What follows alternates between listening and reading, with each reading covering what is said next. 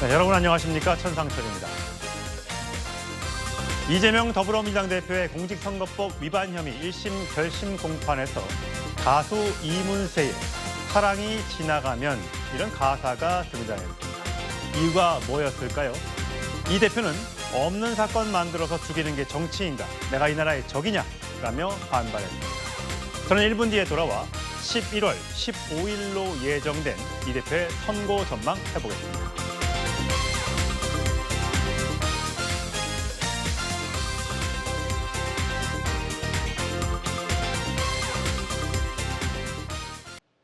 네, 토요일 뉴스 탑10 뉴스 고수 4분 소개합니다.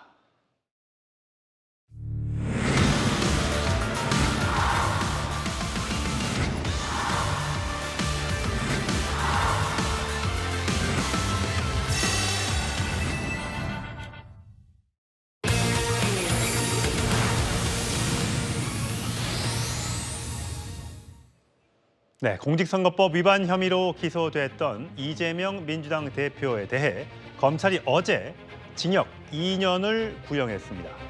이제 법원의 시간이 시작된 건데요. 재판 결과에 따라서 이 대표의 정치 생명도 어떻게 될지 좌우될 걸로 보입니다.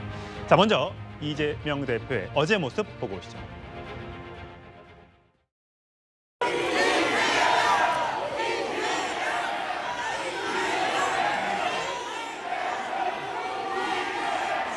네, 세상 일이라고 하는 게 억지로 조작하고 만든다고 해서 만들어지는 것이 아닙니다. 검찰 권력을 남용해서 증거도 조작하고 사건도 조작하고 정말 안쓰러울 만큼 노력하지만 다 사필 규정할 것입니다.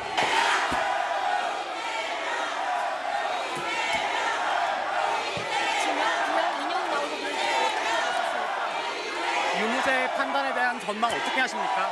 유죄 확정 과정에 대해 대선 청와대 공부하는데 이에 대한 입장 한마디만 부탁드립니다. 예, 정영신 변호사님. 네네.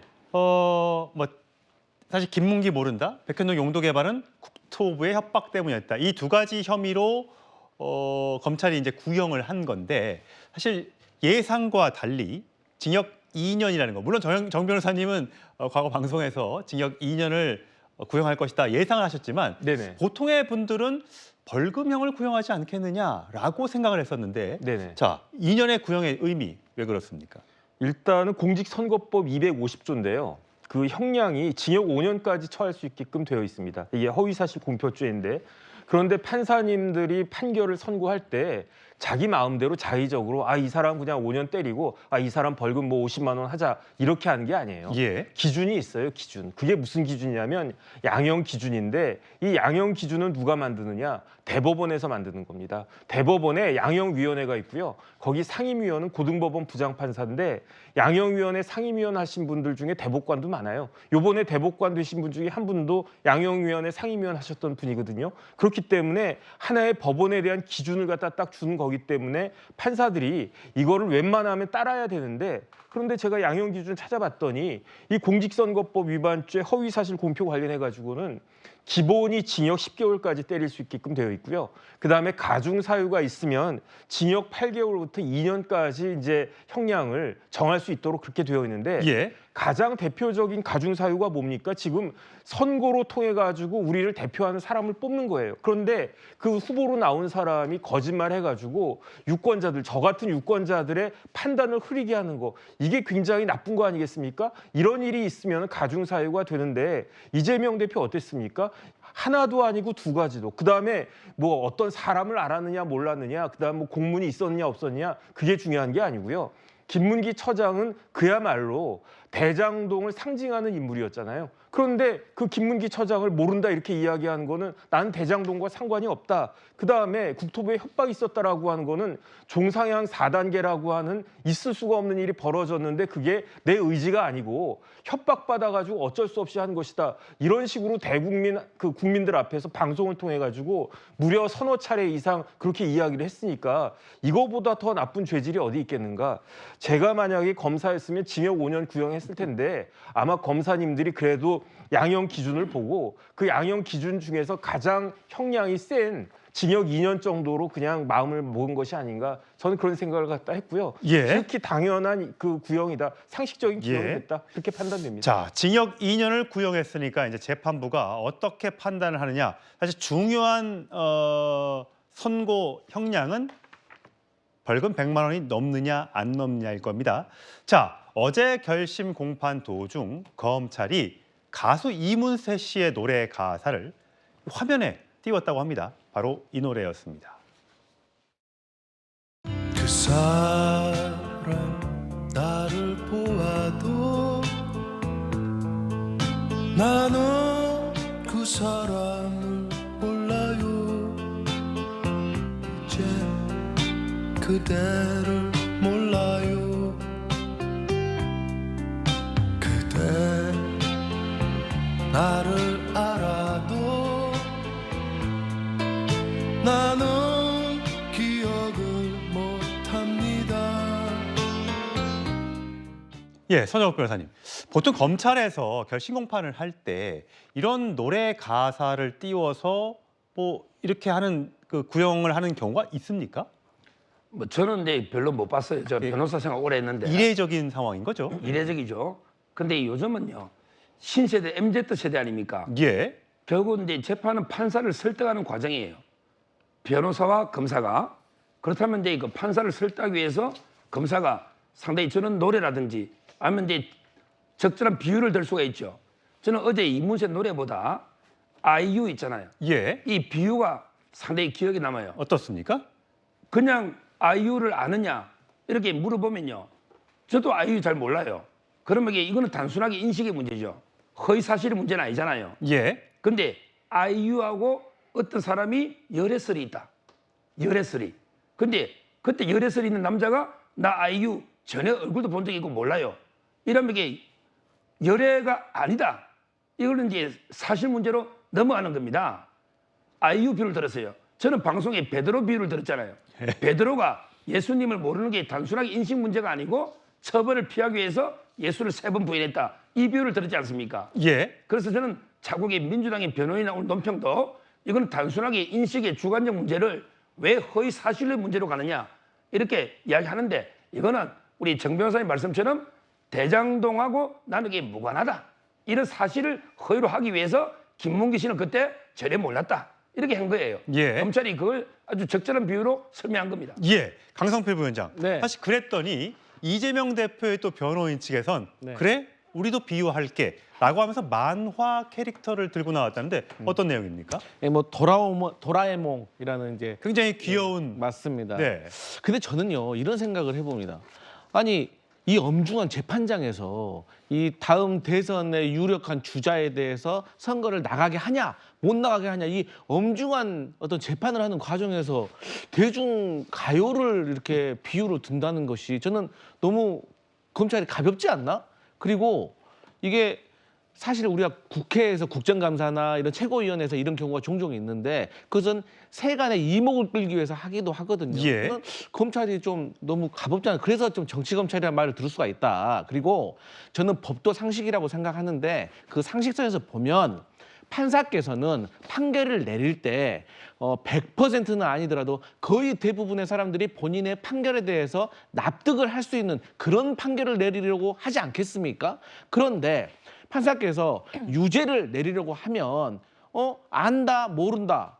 근데 이게 어떤 사람이 봤을 때는 정말 알 수도 있는 것 같고 어떤 사람이 봤을 때는 모를 수도 있겠는데라고 생각할 수 있는 이런 애매한 문제를 대해서 판사가 유죄 알 수밖에 없었을 거야 라고 저는 하기가 매우 어렵다고 생각을 하고 백현동 문제는 그렇습니다. 이 백현동이라는 거 국민의힘에서 말씀하시지만 종상향을 4단계나 했다는 거 아니겠습니까? 이례적인 일이잖아요. 그러면 왜 4단계를 시켰겠습니까? 만약에 비위 행위가 있었다면은 그 비위 행위에 뭐 실무자들만 엮여 있는지 아니면 이재명 대표도 그 비위 행위에 포함이 됐는지 이걸 밝혀야 되는데 비위 행위가 있었냐 없었느냐를 해명하는 과정에서 그것도 국정감사장에서 있었던 발언을 꼬투리 잡아서 이것을 공직선거법으로 기소한다는 것을 저는 과연 많은 야당의 지지자들이 납득할 수 있을까 의문입니다. 예. 아까 도라에몽 말씀드렸던 이 언급은 이재명 대표 측의 변호인이 이 도라에몽이란 캐릭터가 이 4차원 주머니에서 뭔가 물건을 꺼내듯이 필요할 때마다 하나씩 자료를 꺼낸다. 김문기 전 처장에 대해서 기억이 안 난다는 게 거짓말이라는 건 궁예의 관심법 같은 기소다라고 반박을 하고 있습니다. 여러 가지 이따가 이재명 대표의 결심 공판에서의 마지막 최후 진술 등등도 계속해서 저희가 다뤄볼 텐데 일단 이렇게 하면서 어제 검찰 측과 강력하게 맞섰습니다. 자, 앞서 저희 패널들이 얘기했던 것처럼 이 고 김문기 처장을 알았느냐 몰랐느냐 단순히 인지의 차이인 것이냐 아니면 일부러 거짓말을 한 것이냐 이거와 관련된 지금 논란이 거센 거죠. 자, 관련 영상 보시겠습니다. 나 얼굴 너무 많이 타버렸어. 오늘 시장님하고 본부장님하고 골프까지 쳤다. 오늘 너무 재밌었고 좋은 시간이었어. 이분하고 내가 통화를 많이 했다. 근데 시장할 때는 이 사람의 존재를 몰랐다. 하위직 실무자인데 같이 갔으면 그 사람이 얼굴이야 제가 봤겠지만 그 사람이 이 사람인지를 여러분은 어떻게 압니까? 책임 얘기하시는데 저는 그분이 왜 돌아가셨는지를 모르죠. 참으로 안타까운 일이고. 예, 장 변호사님. 어쨌든 검찰에서는 해외에서 골프 치고 낚시하고 요트 타고 뭐 이런 경험은 절대 잊기가 힘든 것 아니냐. 아까 조금 전에 김문기 전 처장의 육성 목소리까지 들어보셨으니까요. 근데 하지만 이재명 대표 측 변호인은 주관적인 인지 상태나 친분에 관한 표현일 뿐이다. 이렇게 해명을 하고 있어요. 자, 그래서 아까 말씀하셨던 것처럼 2년 구형에 대해서 검찰은 이렇게 보고 있는 것 같아요. 예. 이재명 대표가 대통령 당선위에서 전 국민 상대로 반복적으로 거짓말을 한 것이다. 국토부 공무원에 대해서 책임을 떠넘겨서 죄시 나쁘다. 이렇게 판단을 한 거예요. 어떻게 보셨어요? 이게 두 축이 있는데요. 김문기 전 처장을 아느냐 모르느냐. 일단 이재명 대표 측 변호인 입장에서는 아느냐 모르냐는 일단 내심의 영역입니다. 그걸 입증하기가 상당히 어려워요. 그러니까 예. 기소한 전례도 없습니다. 과연 이런 잣대로 정치인들에게 기소 여부를 판단한다면 전 나만 할 정치인이 있을까라는 생각이 들 정도인데 그러니까 증인도 50명이 필요한 겁니다. 골프를 쳤는데 뭐 밥을 먹었는데 보고를 들었는데 그래서 알지 않느냐. 그럼 법원 입장에서 헤아려 볼 필요가 있지 않겠습니까? 이걸 유죄로까지 선고를 하기 위해서는 확실히 이재명 대표는 성남시장 당시에 김문기 전 처장을 알았다고 판사가 심증을 굳혀야 되고요. 그럼에도 불구하고 대선 때 대장동 의혹과 관련해서 그분의 이름이 거론되니까 내가 허위임을 인식하면서 공표를 했다. 그것도 여러 방송국에서 인터뷰를 통해서 이 각각의 요소가 다 입증이 돼야 되는 부분입니다.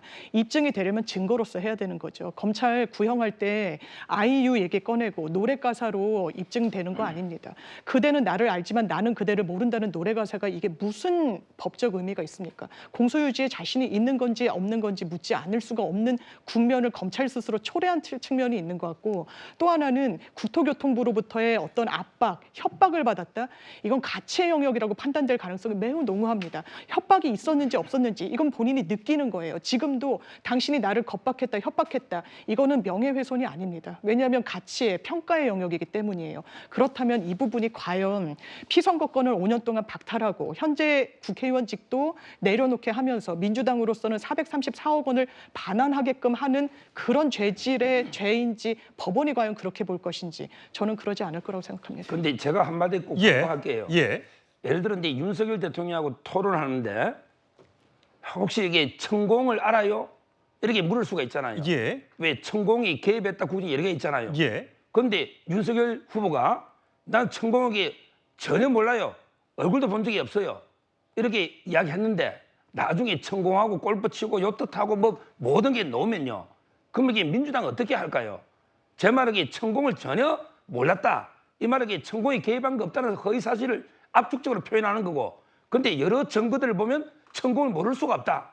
이게 나오면 민주당 어떻게 할까요? 이 문제고요.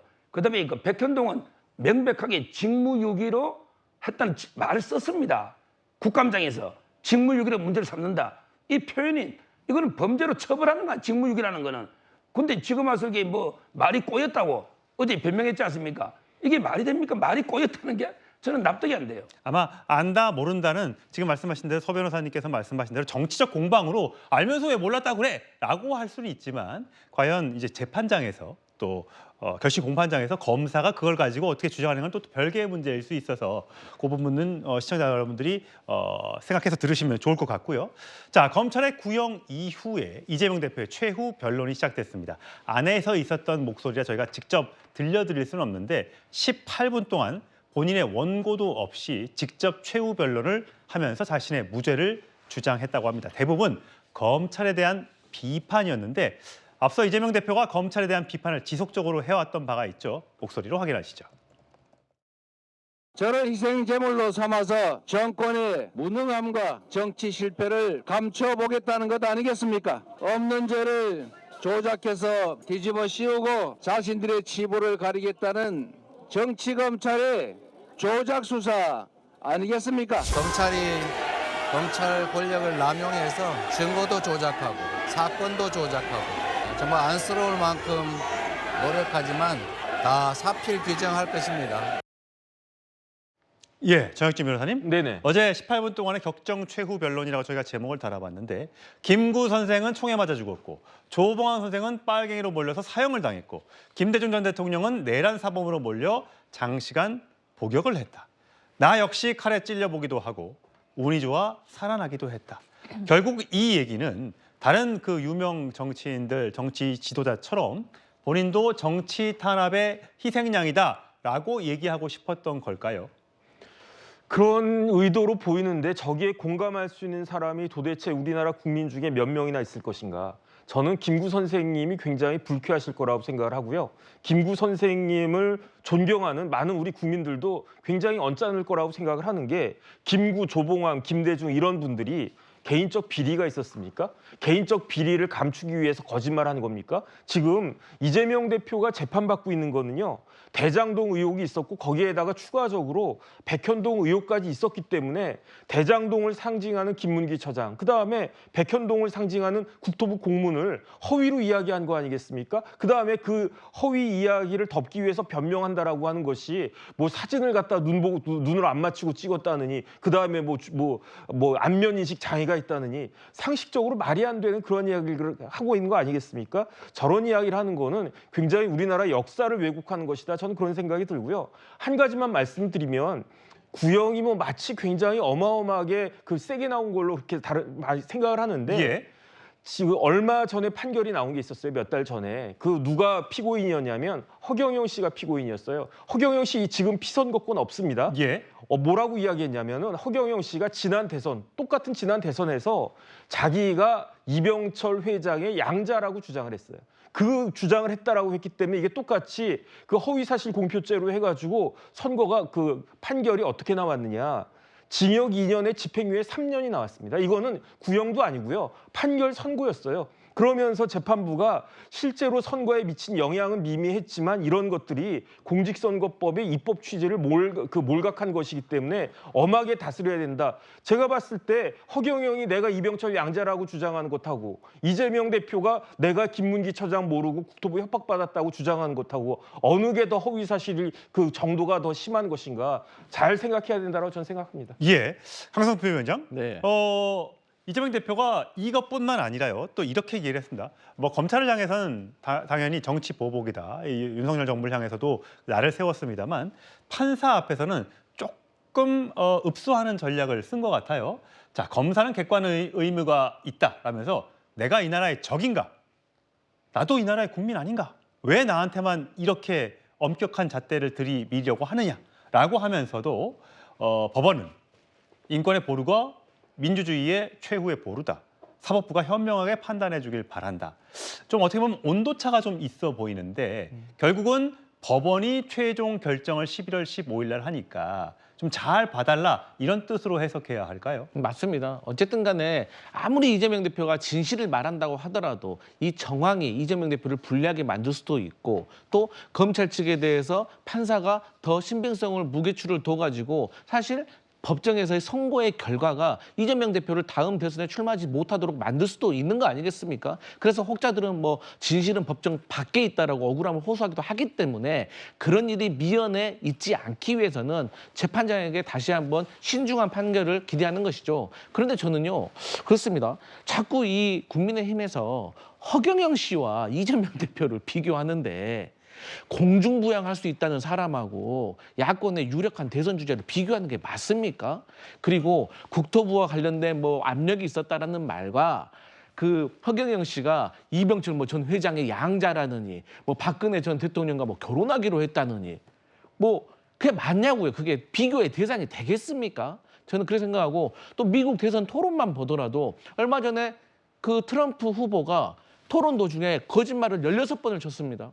그리고 해리스가 2번을 했습니다. 그런데 이것은 그러면 국민들에게 팩트체크를 해가지고 이렇습니다 저렇습니다도 알려주고 판단을 하게 하지 않습니까? 그런데 사람을 아느냐 이런 문제 가지고 대선에 나갈 수 있냐 못 나가게 만드는 위기를 조성하는 건 좀 과도하다 이렇게 보여집니다. 예.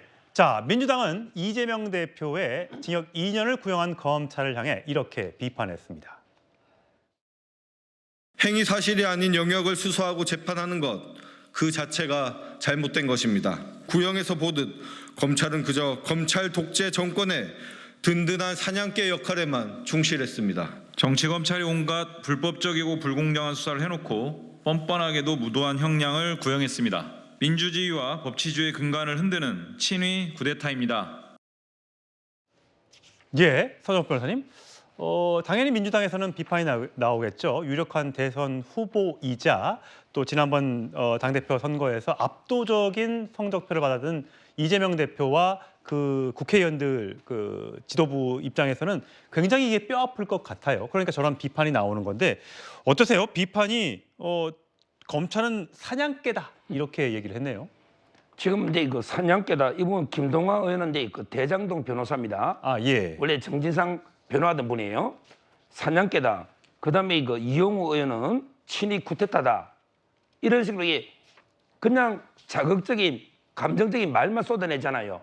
구체적인 증거를 이게 못 대요. 제가 제일 답답한 게 이재명 대표가 증거가 다 조작됐다고 했잖아요. 그렇습니다.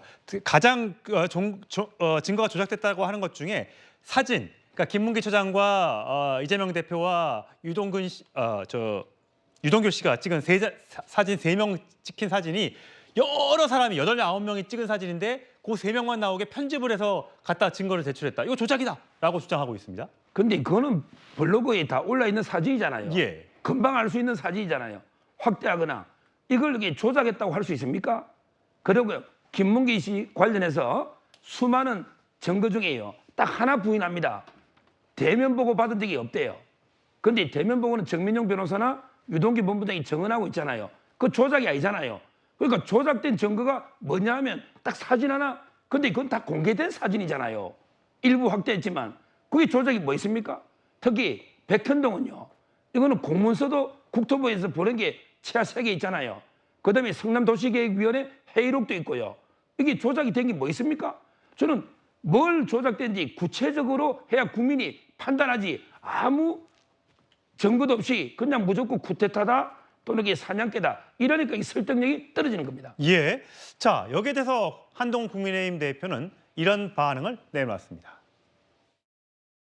더불어민주당은 또 과장된 방탄 긴급 브리핑을 하겠지만 이건 그냥 선거 과정에서 있었던 고의적인 거짓말에 대한 통상적인 형사 재판입니다. 통상적인 구형이 있었던 것으로 보이고요. 통상적인 결과가 날 거라고 생각합니다. 이재명 대표 본인은 오늘 혐의를 전면적으로 부인을 했는데요. 오늘만 부인하신 거 아니잖아요. 민주당이 사건 조작이라면서 검찰 고발까지 민주당이 오늘만 그러는 것도 아니죠. 예. 자, 장윤 변호사님. 네. 오늘 더민주혁신회의에서 이런 반응이 나왔습니다. 영국 찰스 1세와 자신의 정적인 조봉암 진보당 대표를 사법살인한 이승만의 말로를 기억해야 한다. 찾아보니까 영국 찰스 1세는 단두대에서 처형을 당했더군요. 의회를 압박한 겁박한 이유로요. 이런 비유가 어떻게 들리세요? 좀 과한 측면이 있겠죠. 왜냐하면 단두대 이슬로 사라진 어떤 역사적 인물과 대비하는 게 좀 과하다는 평가가 나올 수 있는데 전 개인적으로 그렇습니다. 그렇다면 여야 공히 검찰의 칼날이 공평하게 들고 있는가? 그렇지 않다고 국민들이 인식하고 계시는 거죠. 윤석열 대통령이 대선 국면에서 우리 장모 잘못한 거 없다. 오히려 피해자다. 그건 사실상 거짓말이었습니다. 허위 사실이었죠. 장모는 유죄 확정을 받았으니까요. 그걸 만약에 기소한다면 저는 그 기소에 반대했을 겁니다. 이건 정당한 기소가 아니거든요. 정치 국면을 지나치게 사법화하고 그리고 김건희 여사에 대해서는 어떻습니까? 내 부인은 피해를 봤다라고 했지만 검찰이 낸 의견서에는 23억의 주가 조작과 관련한 이득을 봤던 거 아닙니까? 그럼 그건 거짓입니까? 사실입니까? 지금 검찰은 야권에는 한없이 치밀한 혐의경을 갖다 대고 그리고 권력을 갖고 있는 살아있는 권력에는 정말 춘풍 이렇게 봐주기식 수사가 없다라는 게 국민들의 인식 아니겠습니까? 어떻게 2년 구형이 통상적인 구형이라고 검사로 평생을 지내신 한동훈 대표께서 그렇게 말씀하실 수 있습니까? 이런 부분과 관련해서 본인이 구형할 때 실형 2년 구형했습니까? 434억 토해내라고 구형할 수 있었을까요? 저 아니라고 봅니다. 지나치게 정치 영역을 사법화하는 그런 부분에 대한 폐해가 지금 우리 정치에 드러나고 있고 그것은 역사의 오점으로 남을 겁니다. 예. 자, 정혁주 변호사님. 네네. 이게 어쨌든 벌금 100만 원이 중요한 거잖아요. 11월 15일로 보통은 이제 결심 공판 이후에 한 달 정도 뒤에 선고가 있는데 한 달 반 정도 뒤로 지금 선고를 잡아놓은 상태입니다. 자, 구형은 2년이지만 뭐 징역형이 나올지 아니면 벌금 뭐 300만 원, 500만 원이 나올지 아니면 그 밑에 99만 원이 나올지에 따라서 이재명 대표의 정치적인 이제 행보는 완전히 달라질 수 있지 않습니까? 물론 네네. 2심과 3심이 남아 있습니다만요. 어떻게 전망하세요? 일단은 다른 걸 다 떠나가지고 다시 한번 양형 기준 말씀드리면요. 기본이 징역 10개월까지고 이때 벌금을 때리더라도 200만 원에서 800만 원까지 때리도록 되어 있고요. 가중사유 있다고 제가 말씀드리지 않았습니까? 굉장히 이게 지방선거도 아니고 총선도 아니고 대선이잖아요. 이때 가중사유에 당연히 해당된다라고 저는 판단이 됐는데 이게 징역 8개월부터 2년까지 그다음에 만약에 벌금을 한다고 하더라도 500만 원에서 1000만 원이기 때문에 이게 도저히 100만 원 이하로 선고할 수는 없는 상황이다. 그런 생각이 들고요. 그다음에 이제 공직선거법 265조의 2에 보면은 이제 당선이 무효된 경우에는 국가로부터 보전받은 그 비용을 반환하도록 되어 있는데 예.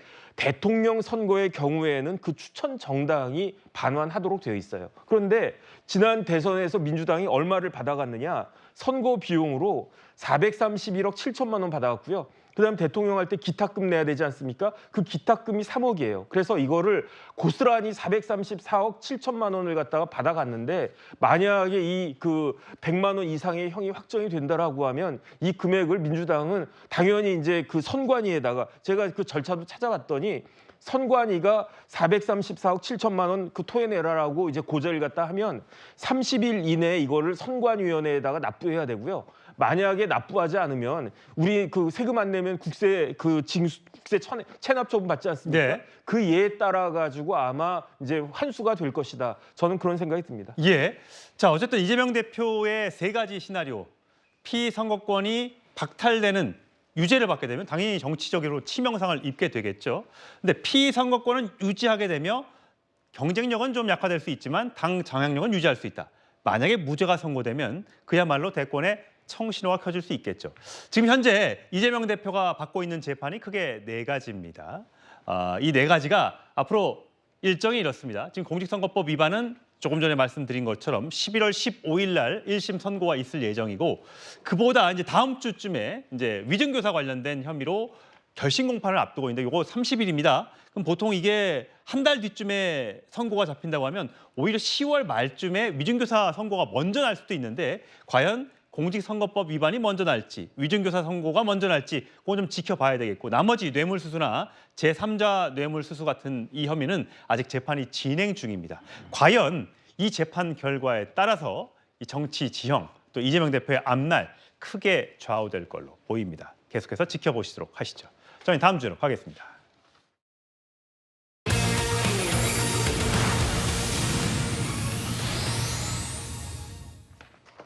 서울의 봄을 지키겠다. 뭐 영화를 보겠다. 이런 내용은 아닙니다. 잠시 후에 설명을 드리겠고요. 자, 임종석 전 청와대 대통령 비서실장의 통일을 하지 말자라는 말에 오세훈 서울시장이 이건 종북을 넘어 충북이다 이렇게 비판했습니다. 이 두 가지 주제 준비했는데요. 먼저 계엄령 공세에 나선 민주당이 이제는 계엄법 개정을 추진하겠다고 밝혔습니다. 들어보시죠. 인간이라는 동물은 아니나 강력한 누군가가 자기를 리드해 주기를 바란다니까. 서울의 봄을 지키겠습니다. 대통령이 반대한민국 세력 척결을 선동하며 계엄 가능성을 원천 차단하고 민주주의 말살 음모를 저지하기 위한 예, 강성필 부위원장. 제가 네. 영화 필름으로 좀 표현을 해봤는데 네. 자, 서울의 봄, 대통령 공백, 계엄령 선포, 계엄 사령관 체포, 하나회 서울 장악, 정권 탈환. 김민석 수석최고위원회 서울의 봄의 시나리오는 대통령 탄핵 위기가 오면 계엄령을 선포할 것이고 국회의원들을 잡아갈 것이고 충암파 군인들이 서울을 장악하고 정권을 유지할 것이다. 이런 시나리오예요. 사실 계엄설에 대해서는 여야를 막론하고 좀 너무 나갔다라는 이제 비판들이 있었는데 어제는 이제 또 계엄 관련해서 이거 법을 개정하겠다라고 얘기했습니다. 주요 내용을 일단 설명을 해주세요. 네, 일단 박선원 의원과 몇 명이 이제 법을 발의했는데 이 법의 내용의 골자를 말씀을 드리면 지금은 대통령이 계엄을 선포하기 전에 국무회의에 통과만 하면 아마 계엄이 될 겁니다. 예. 그리고 나중에 해제는 국회에서 과반수 이상, 제적에서 과반수 이상 동의하면 해제가 되는 거겠죠. 그런데 이번에 민주당에서 서울의 봄의 사법은 대통령이 계엄을 선포하기 전에 국회에서 동의를 받아야 된다는 거죠. 국회의원 과반수 제적의 과반수 동의를 얻어야지 계엄을 선포할 수 있다는 겁니다. 근데 이제 민주당의 입장은 그렇습니다. 이 법안에 대해서만 좀 설명을 드리면 이미 선진국 미국이라든지 프랑스, 독일, 영국 이런 국가는 계엄을 선포하기 전에 의회의 동의를 받아야 됩니다. 그래서 이게 저희 나라만 그렇게 하자라는 것은 아니고 저희 민주당의 또 다른 입장은 어쨌든 이 계엄이 만약에 이루어졌을 때 선포됐을 때 이 주요 보직에 있으신 분들이 아무래도 대통령과 같은 고등학교, 특정 고등학교 출신이기 때문에 사람이 혹시라도 예기치 못한 상황이 벌어지면 어떤 선택을 할지 모르니까 우리가 예방적인 차원에서 이 법을 발의해 놓자라는 취지인 거지. 민주당 내에서도 이 혹자들은 계엄을 할 수도 있다라고 하지만 또 많은 분들은 계엄이 설마 일어나겠어? 라고 생각하고 있다는 점을 말씀드리겠습니다. 예, 서 변호사님, 그러면 이제 이렇더라고요. 또 혹자들은 그런 얘기를 하더군요. 그러면 왜 충안구만 문제냐? 그럼 서울법대 출신들도 많으니까 거기도 제한을 하자. 군대에 어디 못 가게 하자. 육사가 군대 대부분일 텐데 육사 출신들은 그러면 수도방위사령부에 육사 출신이 있으면 계엄사령관이 또 이렇게 하자는 거냐? 이런 법까지 만들어야 되는 거냐라고 또 비판을 하더군요. 지금 이제 이거는요. 서울의 봄 사법은요. 저는 이재명의 봄을 위한 찐명 친위 쿠데타다. 이재명의 봄을 위한 찐명들이 친위 쿠데타를 벌이는 거다. 이렇게 평가합니다. 어떻게 그렇습니까? 특히 김민석 의원의 친형이요. 촛불 연대의 대표 김민웅 이분이 친형입니다. 형은 계속의 탄핵을 부르짖고 동생은 계엄을 부르짖고 이게 동전의 양면이에요. 결국 대통령 탄핵을 위한 빌드업으로 계엄 공포를 퍼뜨리고 있는 거잖아요. 저는 법 내용을 떠나서 법 내용을 보면 전시 빼고는 사전에 동의받아라. 또 사후에 취집 또 동의받아라. 별의별 요건을 해놨는데 우리 헌법에 딱 정해져 있잖아요. 대통령이 하고 지체 없이 해제하고 이미 헌법에 있는 걸 더 요건을 강화하는 것도 위헌입니다. 법 규정대로 보면 그것도 위헌이고 지금 이게 논의될 이유가 없고요. 마지막으로 저는 이거는요. 우리 60만 장병과 전 국민을 무시하는 거예요. 우리 MZ 젊은 군인들이 명분 없이 계엄 이러면 따라서 다 계엄에 출동해서 따를까요? 저는 명령에 불복종한다 봅니다. 군인이라고 부당한 명령 따를 이유가 없어요.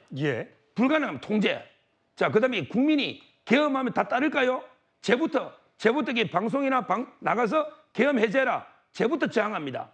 우리 국민의 수준을 믿고 장병들의 수준을 믿으세요. 이런 계엄 괴담이 지금 통하겠습니까? 저는 저 의도는 탄핵이라 보이지만 이거는 이제 계엄 이야기 좀 그만하시라 이렇게 권합니다. 예. 어쨌든 계엄 관련해서 계엄설은 조금 수그러드는가 싶었더니 대신해서 법을 개정해서 이 문제를 좀 어떻게 공론화를 계속 해보겠다라는 것이 민주당 일부 의원들의 목적인 것 같습니다. 자, 이 계엄법뿐만 아니라요. 이 문재인 정부의 남북 두 개 국가를 놓고도 이 정치권이 매우 시끄럽습니다. 자, 저희가 화면을 좀 준비했는데 한번 보고 이야기 나눠보시죠.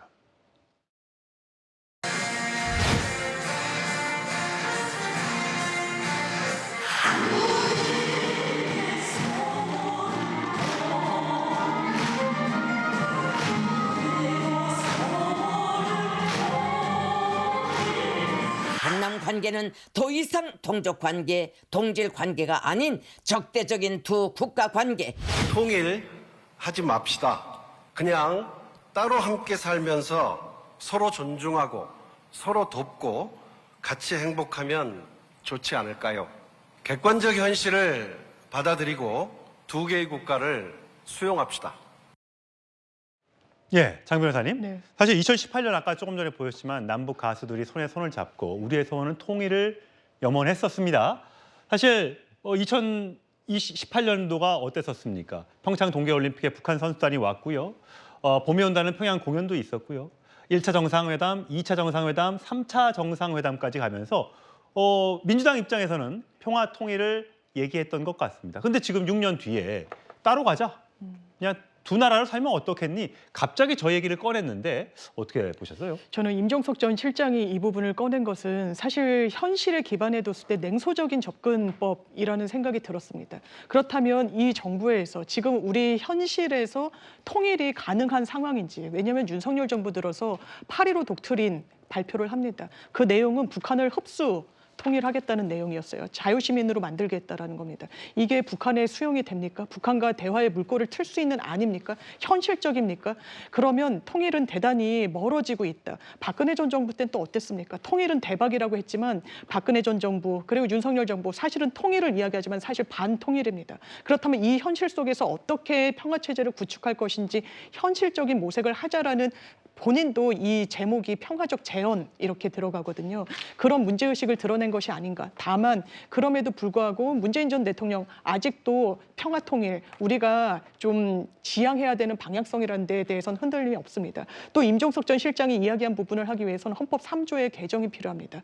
헌법 3조는 대한민국의 영토를 한반도와 그 부속도서라고 규정하고 있습니다. 그렇다면 북한을 다른 제3의 국가라고 우리가 인식 수준이 거기까지 가닿는지 아마 이런 부분이 논의에 어떤 충격파를 던지기 위한 그런 정치적인 의도가 있는 정치적 수사인 측면이 있지 않을까 생각합니다. 예, 정혁진 변호사님. 네네.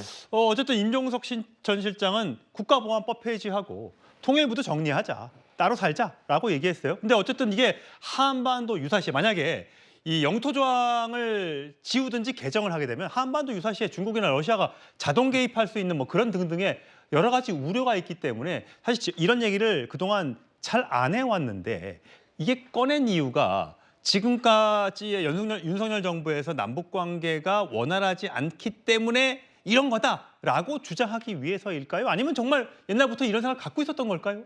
제가 봤을 때는 그 옛날에는 다른 생각 갖고 있었을 거예요. 저기 임종석 그 전 비서실장이 제가 대학 다닐 때부터 얼마나 통일 그랬습니까? 그랬던 사람이 하루아침에 생각이 바뀌었다라고 하는 거는 제가 봤을 때 딱 하나밖에 없어요.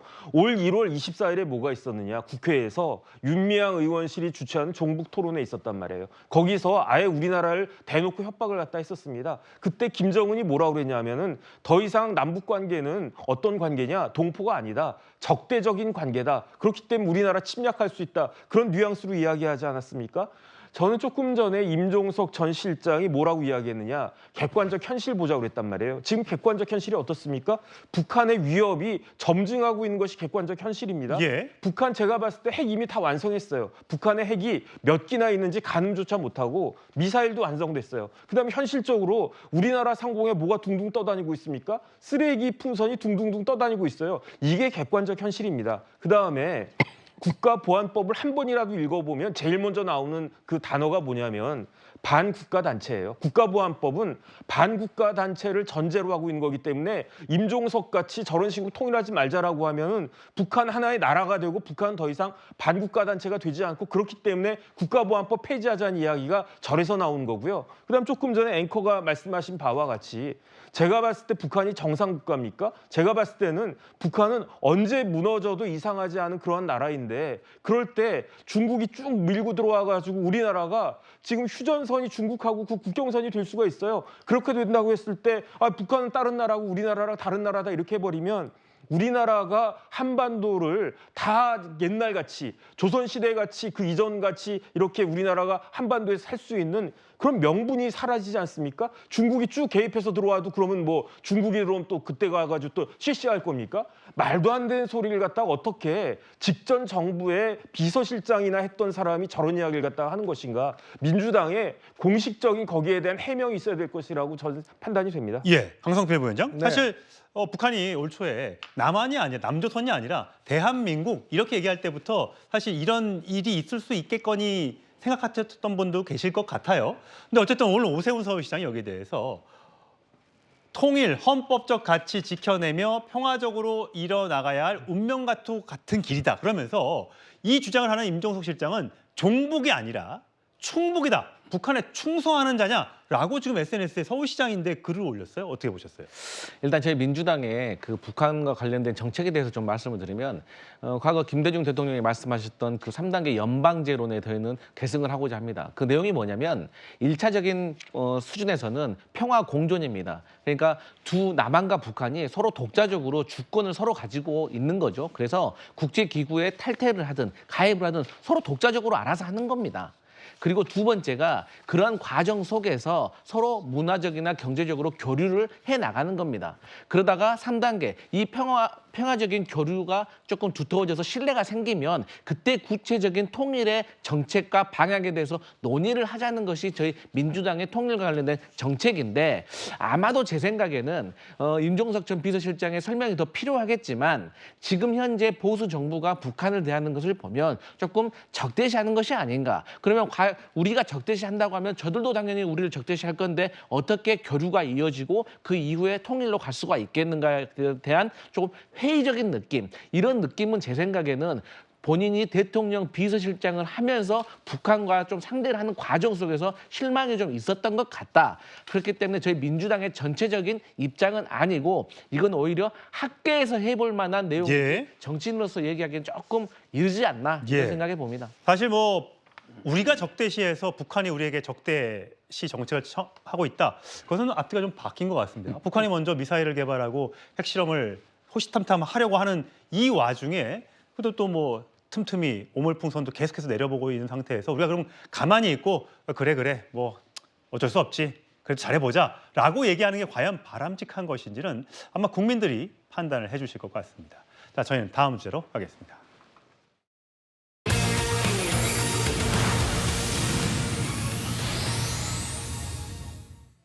예, 발 빼는 이준석, 감옥서 스쿼트. 두 가지 주제 준비했습니다. 자, 개혁신당 이준석 의원과 김영선 전 국민의힘 의원의 이른바 7불사 회동을 두고 논란이 계속되고 있습니다. 사실 김건희 여사의 공천 개입 의혹으로 시작된 이 논란이 오히려 개혁신당으로 불똥이 튀는 그런 분위기인데 먼저 관련 영상 준비했습니다. 제가 본 건 당연히 맞고 개입이 몇십 명이 봤다고 하면서 하는데 본 사람들의 견해는 일치하거든요. 이거는 공천 개입을 하기는 약간 애매하다. 당시 이준석 대표하고 김영선 의원하고 지리산 자락에 있는 절에서 만난 건 2월 29일입니다. 그 다음 날인 3월 1일 오후에 금태섭 후보 방에서 모였어요. 그때 김영선 의원이 영부인의 공천 개입과 관련한 폭로를 할 생각이 있는데 이 폭로를 하고 국민의힘을 탈당해서 개혁신당으로 입당하면서 4월 총선에 개혁신당의 비례대표 후보로 출마하면서 1번을 원한다. 바쁜 선거운동에 바쁜 기간인데 7불사까지 내려갔다는 거예요. 그리고 밤새 거기에서 대화를 나눴다는 것이죠. 그건 통상적이지가 않습니다. 예를 들 때 거래하러 나갈 때 현장을 나갔다는 것은 그 물건을 뭔지 보고 구매할 확인하고. 생각이 있는 거예요. 예, 정 변호사님. 2월 29일입니다. 총선을 불과 한 달여 앞둔 시기에 호남에까지 내려가서 절에서 이 3명, 한 명 더 있다고 하죠. 개혁신당 관계자로 추정되는 인물 한 명 더 있어. 4명이서 얘기를 했는데 자, 김 여사 메시지 줄 테니 비례 1번 다오. 그랬더니 이준석 의원이 1번 못 준다.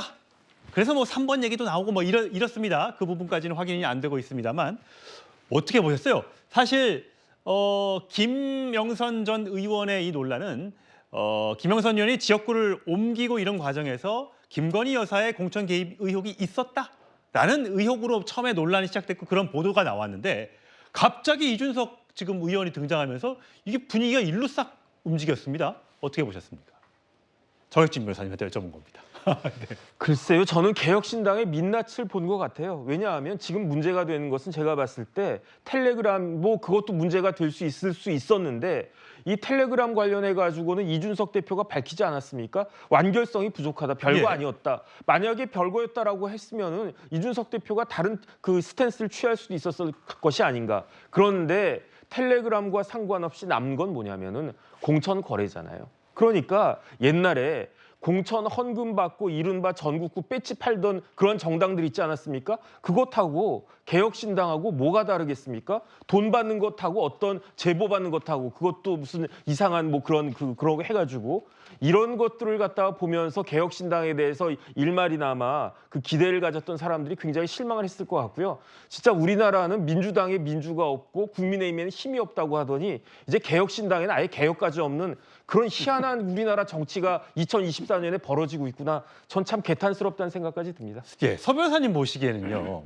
어쨌든 그 선거 국면이 치열하게 맞붙고 있는 그런 시기에 이준석 대표는 본인도 선거를 뛰고 있는 그런 상황에서 본인 선거도 치러야 되는데 이 멀리까지 가서 새벽 4시에 본인은 올라왔고 천하람 개혁신당 의원은 2박 3일을 그 절에 있었다는 거 아닙니까?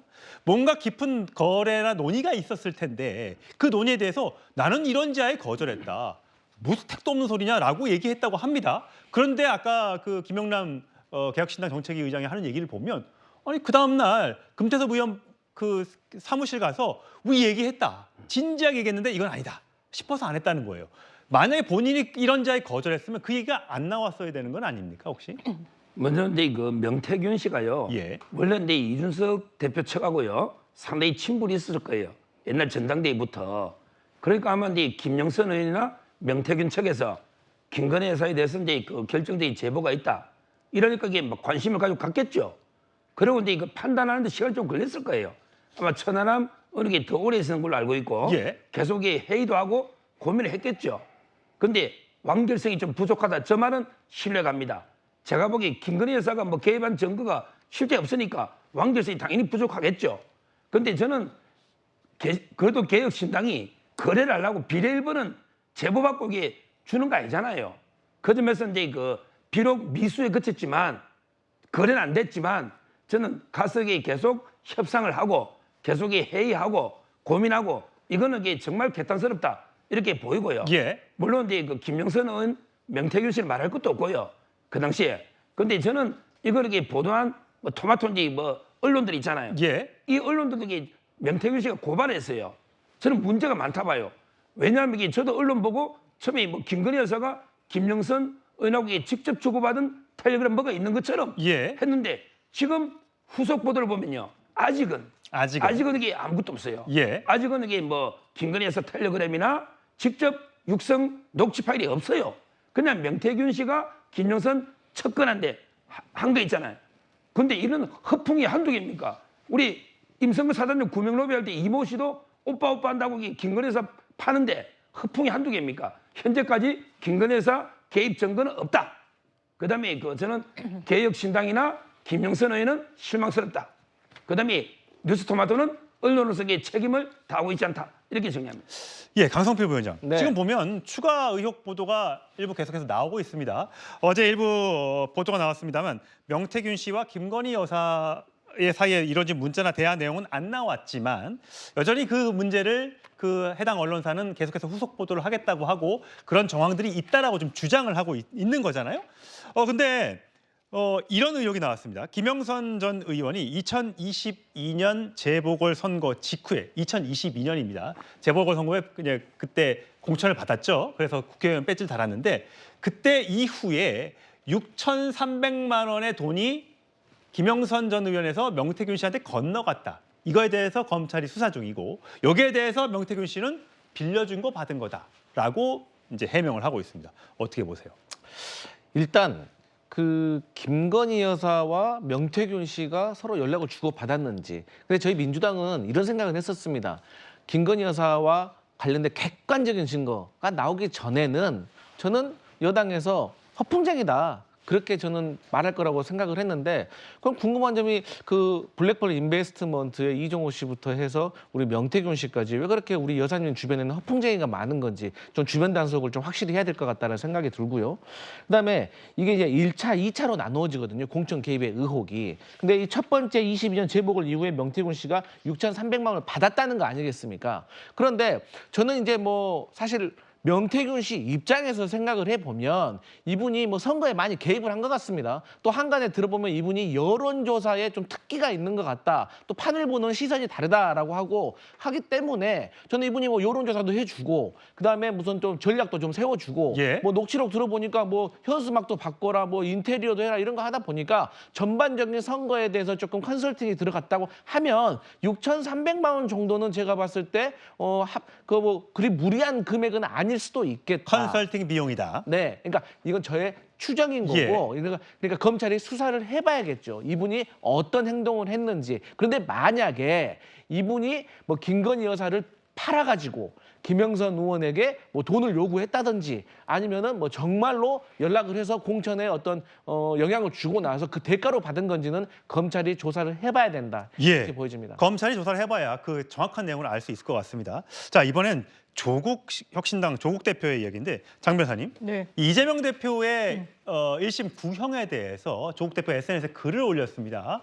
자, 정치 생명을 박탈하겠다. 이것은 법치 명목의 정치 억압이다. 이렇게 했습니다. 어떻게 보세요? 저희가 앞서도 계속 언급을 했지만 이게 양형 기준상 최대치를 구형을 한 건 맞고요. 그렇다면 이게 발언의 내용입니다. 하나는 국정감사장에서 또 하나는 방송 여러 차례 언급한 본인의 인식과 관련해서 본인이 느꼈던 감정과 관련해서 이야기를 하는데 검찰의 구형량 2년이란 건 그 파급 효과를 검찰이 당연히 알고 있는 겁니다. 그 파급 효과란 이 정치인 이재명의 정치 생명을 사실상 중단시키겠다는 겁니다. 왜냐하면 국회의원 현직에서 내려와야죠. 5년 동안 피선거권이 박탈되면 대선에 나갈 수가 없습니다. 민주당은 400억이 넘는 돈을 토해내야 되는 거죠. 이게 정확한 수사인지를 저는 조국 대표가 물었다고 생각합니다. 이걸 수사라고 할 수 있는지, 검찰의 어떤 업무라고 볼 수 있는지, 아니면 정치를 하고 있는 것인지에 대해서 일갈한 측면이 있는 SNS 글이었던 것 같습니다. 사실 이재명 대표는 아직 1심 선고도 안 나온 상태고 조국 대표는 2심까지 유죄가 확정이 된 상황입니다. 대법원 판결만 남은 상황인데 자, 본인에게 닥쳐올 사법 리스크, 본인은 어떻게 준비하고 있을까요? 자, 이런 목소리가 있었습니다. 들어보시죠.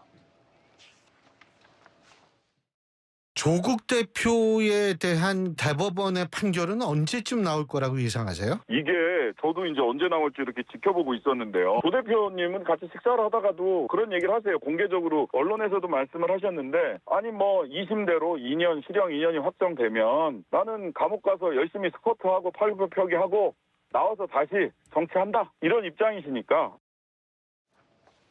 정혁진 변호사님. 네네. 뭐 대법원 가서 형이 확정돼서 징역 2년 살다 나와서 피선거권 제한되는 5년 동안 정치 안 하고 있다가 나중에 돌아와서 다시 하겠다. 몸 만들어서 나오겠다. 저 발언 어떻게 보셨어요? 뭐 좋은 생각인 것 같아요. 어쨌든 감옥에 가서도 본인의 건강을 잘 챙기겠다. 아니 뭐 감옥 가는 건 다른 문제이고 사람이 건강하게 산다라고 하는 건 좋은 거 아니겠습니까? 운동도 열심히 하시고 그다음에 그 감옥에 가면은 운동할 수 있는 환경이 제한되니까 할 수 있는 게 뭐 스쿼트나 뭐 그다음에 이제 윗몸 일으키기나 뭐 그런 정도 하시고 나오면 될 것 같고요. 대신에 본인이 저지른 범죄에 대해서 최소한 우리나라 최고의 그 지위에 있었던 사람 아닙니까? 우리 사회에서 가장 혜택을 많이 받은 사람 아닙니까? 서울대 법대 교수하고 지난 정권에 최고위직을 갖다 하셨던 분 아닙니까? 그러면 자신이 저지른 범죄에 대해서 국민들한테 죄송하다, 미안하다, 사과 한마디는 하고 그다음에 스쿼트를 하든지 뭘 하든지 하시는 게 좋을 거 아닌가. 그다음에 저 다 마치고 나면요. 70 가까이 되실 거예요. 그때 다시 정치 시작하는 거 저는 뭐 괜찮다고 생각을 갖다 합니다. 예, 알겠습니다. 이쯤에서 정리하고요. 다음 주로 가겠습니다.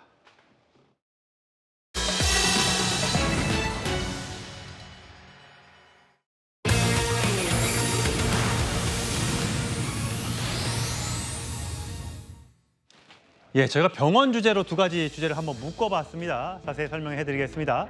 자, 의정 갈등 속에서 의료 현장에 남거나 복귀한 의사들의 명단을 공개했던 전공의가 어제 구속됐습니다. 어제 장면 준비했습니다. 블랙리스트 왜 작성하신 거예요? 혹시 리스트에 올라간 의사분들한테 죄송한 마음은 없으신가요? 법원에서 어떻게 소명하셨습니까? 예, 자, 이고은 변호사 나오셨어요? 네. 예. 저 구속된 전공의를 오늘 이면택 의사협회장이 면회를 갔다고 합니다. 거기서 나온 얘기가 이 전공의도, 구속된 전공의도, 리스트에 올라 피해를 입은 의사들도 다 정부가 만든 피해자다, 이렇게 얘기를 했더군요. 네, 그렇습니다. 이면택 의협 회장이요. 이 어제 구속된 이 사직 전공의를 이 경찰서 유치장에 가서 면담하고 나와서 기자들이 오늘 만났습니다. 맞습니다. 네. 오늘 만나서 이제 인터뷰를 했습니다. 그 인터뷰 과정 중에 지금 현재 구속된 저 전공의 또 이 리스트에 올라온 사람들 모두 다 결국 정부가 만든 피해자다라고 호소를 했고요. 그러면서 오늘 유치장에 있어야 하는 자들이 과연 자신의 몸 하나 돌볼 그런 시간이나 여력 없이 죽어가던 환자를 살리던 현장에 있던 사람이 맞냐. 오히려 어떤 정부의 어떤 대통령의 기에 어떤 속삭이는 그런 간신들이랄지 이런 의대 증원을 하나의 정치 이슈로 끌어내야 된다라고 말했던 공무원들이 저 안에 있어야 되는 사람이 아니냐라면서 굉장히 또 강조하고 분노를 표현하기도 했습니다. 그렇군요. 네. 사실 의협회장은 이게 모든 게 정부 탓이다라고 이제 주장을 하고 의협 부회장의 발언도 공분을 사고 있는데 이고은 변호사, 박용원 의협 부회장의 발언 어떤지 설명을 해주세요. 네, 박용원 이 의협 부회장 같은 경우에는 어제입니다. 자신의 SNS에 글을 하나 올렸는데요. 간호협회에서 간호법 제정안 공포 환영이라는 보도 자료를 캡처해서 올리면서 주어나 목적어는 생략한 채로 그만 나대라. 그럴 거면 의대에 가셨어야죠. 라는 글을 올렸습니다. 그러면서 이 장기말 주제의 플레이어인 줄 알고 착각하지 마셔라. 라는 말을 했고요. 주어 목적어 생략한다. 건방진 것들이라는 내용의 글을 SNS에 올렸습니다. 그래서 이 글을 올리자마자 굉장히 논란이 됐습니다. 그렇죠. 그래서 많은 기사들이 쏟아지기도 했고요. 네. 그런데 이 글을 내리지 않고 곧바로 자신의 이 글을 언급한 기사 링크를 또다시 언급을 하면서 주어도 목적어도 없는 존재가 없는 제 글에 관심 가져주셔서 송구하다. 예. 기사 잘 읽어보겠다라는 또 글을 예, 재차 올리기도 나는 했습니다. 공산당이 싫어요, 나는 간호법이 싫어요, 나는 의대 증원이 싫어요, 이렇게 올렸네요. 네, 그렇습니다. 그래서 지금 이 글에 대해 사실 논란도 많이 됐지만 자신의 글을 지우지 않은 채 오히려 자신이 현재 피력하고 있는 의사를 계속 관철하겠다라는 의지로 또다시 예. 글을 올렸습니다. 굉장히 논란이 거셉니다. 사실 의협 간부들이 그동안 논란에 되는 말들을 많이 했었습니다. 장기말 주제에 건방진 것들, 지금 박용원 의협 부회장의 발언뿐만 아니라 주수호 전 의협 회장은 지방에 부족한 건 의사가 아니라 민도다. 네. 국민 탓을 했고 이면택 의협 회장은 강선우 의원을 향해서 여자 제정신인가? 라고 이렇게 또 얘기를 했고요. 노한규 전 의협 회장은 정부는 의사들을 이길 수 없다라는 얘기를 해서 국민들 공분을 샀었습니다.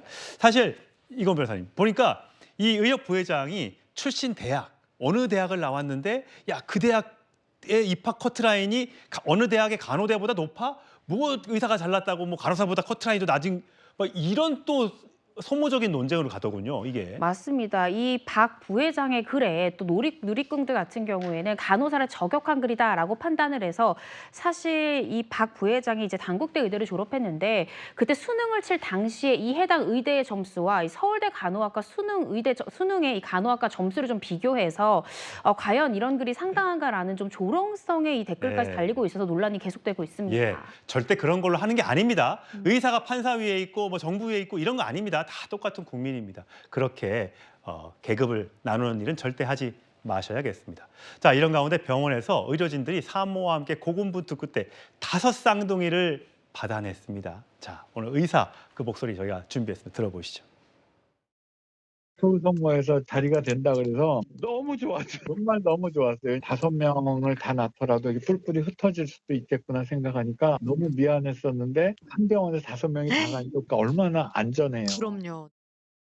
원래 이대 목동병원에서 진료를 받았었는데 병실이 5명의 아이를 낳아야 되니까 없어서 성모병원 와서 낳았는데 네. 이름이 예, 이렇게 된다면서요? 맞습니다. 팡팡레인저. 사실은 이 부부가요, 교육공무원입니다. 그래서 남편 같은 경우에 현직 또 고등학교 교사이기도 하는데요. 처음에 아내가 임신한 사실을 알았을 때 태명이 팡팡이었다고 해요. 그런데 이후에 5쌍둥이라는 걸 알고 이 멤버가 5명이 파워레인저에 빗대가지고 이 팡팡레인저다라고 이제 태명을 지었는데 예. 드디어 무사히 이제 태어나게 됐습니다.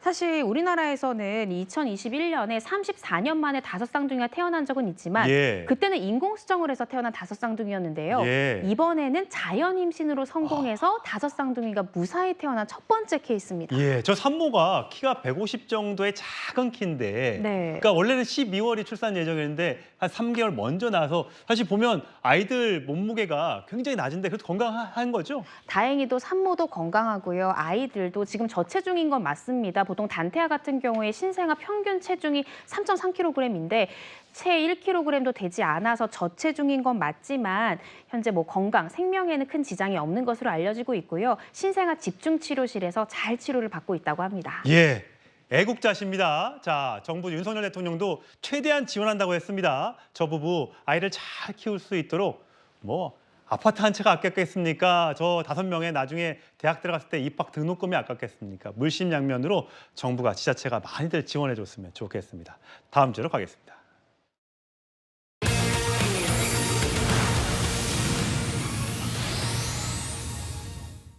예, 오늘 비가 엄청 왔다면서요? 특히 남부지방에. 맞습니다. 특히 이 부산에요. 200mm 이상의 폭우가 쏟아지면서 부산 사상구에 위치한 도로에서 큰 싱크홀 현상, 땅 꺼짐 현상이 발생했습니다. 그렇게 빠졌어요? 예, 오늘 오전 8시 45분쯤에 부산 사상구의 한 도로에서 가로 10m, 세로 5m, 깊이 8m가량의 대형 땅 꺼짐 현상이 발생했는데요.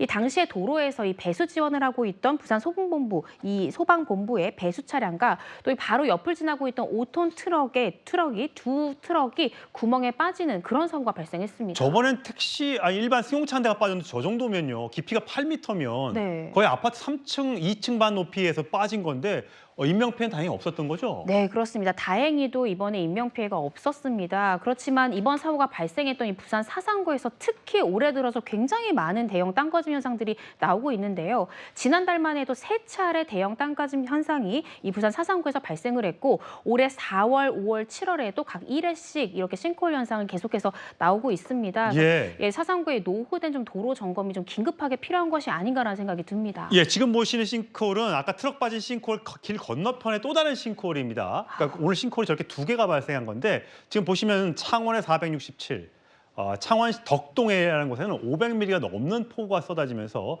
침수 피해가 잇따랐습니다. 보십시오. 경남 김해에 저게 흙탕물로 예, 엄청나게 많은, 그래서 거의 그 다리가 범람할 위기에 처했을 정도입니다. 그동안 그렇게 덥더니 갑자기 또 이렇게 폭우가 내리면서 또 온 마을을 저렇게 위협하고 있습니다. 제발 비 피해 없도록 오늘 밤이 고비라고 하니까 잘 대비를 하셔야 할 것 같습니다. 전남 장흥 금강천에는 홍수 경보가 발령됐다고 하니까 그 지역 주민들 굉장히 조심을 해야겠습니다.